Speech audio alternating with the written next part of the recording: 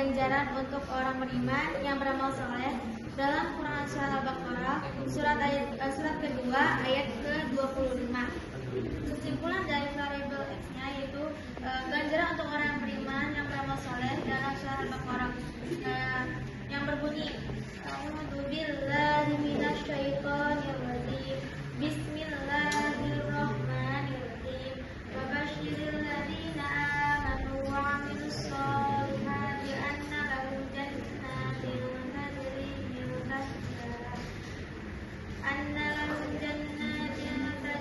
min tahtiha al-anhar kullama ruziqu minha min samaratir rizqa qalu hadzal ladzi ruziqna min qablu wa bihi mutasyabiha wa lahum fiha azwajun mutahharatun wa hum fiha khalidun, yang artinya sampaikanlah kabar gembira kepada orang-orang yang beriman dan beramal saleh bahwa untuk mereka disediakan surga-surga yang di bawahnya mengalir sungai-sungai, setiap kali diberi rezeki buah-buahan darinya. Mereka berkata, inilah rezeki yang diberikan kepada kami sebelumnya. Mereka telah diberi buah-buahan yang serupa dan di sana mereka memperoleh pasangan-pasangan yang disukai mereka tinggal di dalamnya. Quran Surah Al-Baqarah ayat 25. Ayat ini mengajarkan kita untuk satu, beriman dengan sungguh-sungguh, bukan hanya percaya di mulut, tapi juga di hati. Dua, berbuat baik pada sesama karena iman tanpa amal tidak lengkap. Tiga, optimis dan sabar. Allah Subhanahu wa Ta'ala memerintahkan Nabi Muhammad agar menyampaikan berita gembira kepada orang-orang yang beriman.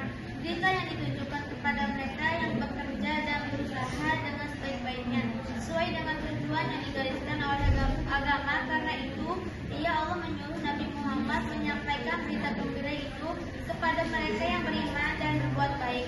Iman yang dihargai Allah adalah iman yang hidup, yakni iman yang dibuktikan dengan amal kebajikan.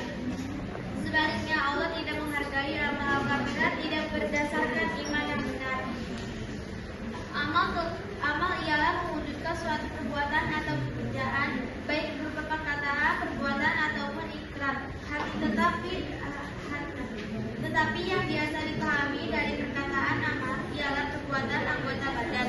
Amal baik mewujudkan perbuatan yang baik seperti yang telah ditentukan oleh agama. Pada ayat di atas, Allah Subhanahu wa Ta'ala menyebut perkataan beriman dan berbuat baik. Amalan yang tidak mengikuti kudus dalam hadis Idza kata Ibnu Adam in qata'a amaluhu illa min salasati sadaqatin jariyatin aw ilmin yantafa'u bihi aw risalimin yad'u. Apabila anak Adam manusia meninggal, maka terputus amalnya kecuali tiga perkara, yaitu sedekah jariyah, dua ilmu manfaat, tiga anak yang mendoakan orang tuanya. Selanjutnya variabel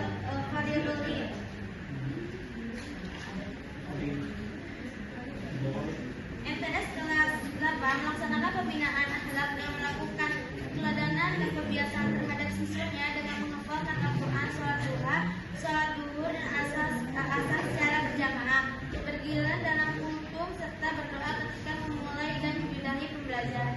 Selain itu, guru juga berperan sebagai motivator siswa dalam pendidik akhlak selalu berbuat baik. Kegiatan-kegiatan rutin yang diadakan di sekolah dapat membentuk suatu kepribadian dan akhlak yang baik bagi siswa ketika siswa tersebut melaksanakan secara konsisten dan ikhlas. Namun ketika melaksanakan hanya sebuah formalitas dan unsur keterpaksaan, maka kebiasaan tersebut juga tidak akan membentuk akhlak bagi siswa. Maka sebagai guru harus selalu memberikan semangat kepada siswanya untuk selalu berperilaku baik. Selanjutnya yaitu korelasi. Iman merupakan dasar utama kehidupan seorang muslim yang harus tertanam kuat dalam diri peserta didik.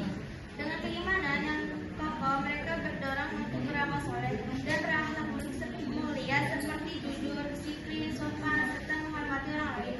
Amal soleh adalah perbuatan baik yang dilakukan dengan niat ikhlas karena Allah dan menjadi bukti nyata dalam keimanan. Melalui amal soleh peserta didik dapat membentuk akhlak mulia dan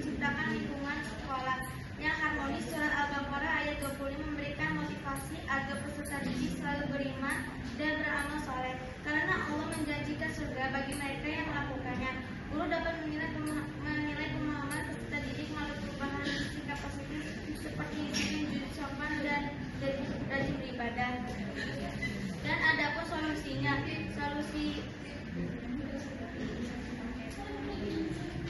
peserta didik kelas 8 membiasakan mengucap salam sebelum masuk ruangan, memberikan salam kepada guru dan mencium tangan guru apabila bertemu di lingkungan sekolah maupun luar sekolah, membiasakan sholat zuhur berjamaah apabila telah memasuki waktu zuhur, membiasakan berdoa sebelum melakukan aktivitas.